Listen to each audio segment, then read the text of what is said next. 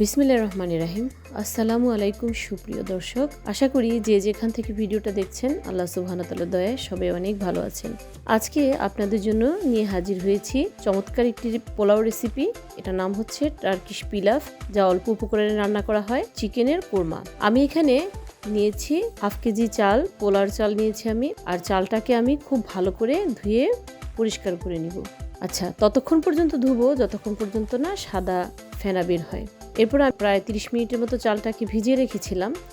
এখন আমি একটি পাত্রের মধ্যে প্রায় 2 টেবিল চামচের মতো দিয়ে দিয়েছি সয়াবিন তেল। এখানে বাটারও দেওয়া যায়, তবে আমি দিয়েছি সয়াবিন তেল। এখন সেই ধোয়া পোলাওর চালটা দিয়ে দিলাম। 5 থেকে 6 মিনিট মতো আমি এই চালটাকে ভেজে নিব।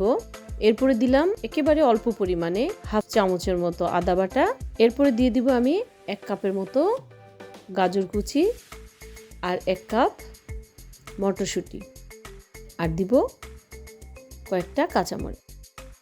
ভালো করে নেড়েচেড়ে আমি এখানে দিয়ে দিব 2 চা চামচের মতো লবণ। তুর্কি রান্নায় সাধারণত 2 রকমের রান্না আমরা দেখতে পাই।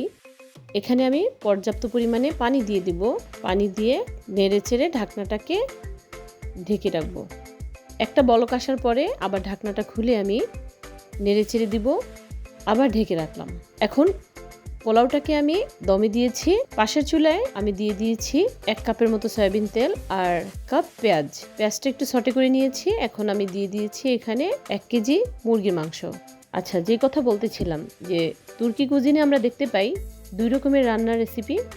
একটা হচ্ছে ইউরোপিয়ান স্টাইল আর একটা হচ্ছে এশিয়ান স্টাইল। কারণ তুর্কি কিছু অংশ কিন্তু এশিয়ার মধ্যে পড়েছে আর কিছু অংশ পড়েছে ইউরোপের মধ্যে। ইউরোপিয়ান সাইডের কুজিনে সাধারণত মশলাপাতির ব্যবহার একেবারেই কম করা হয়, আর এশিয়ান সাইডে একটু মশলাপাতি বেশি ব্যবহার করা হয়। তো যাই হোক, আমি মুরগির মাংসটাকে অনেকক্ষণ ধরে একেবারে খুব সুন্দরভাবে ভাজা ভাজা করে আমি ভেজে নিয়েছি। এই পর্যায়ে আমি কিছু মশলা অ্যাড করব, একদম সামান্য কিছু মশলা। আমি দিয়ে দিয়েছি এখানে 2-3টার মতো দারুচিনির টুকরো আর 4-5টার মতো এলাচ, 1 চা চামচ আদা বাটা, আর দিয়েছি 1 চা চামচ রসুন বাটা। স্বাদ মতো লবণ দিয়ে দিলাম আমি, আর দিব কয়েকটা কাঁচামরিচ।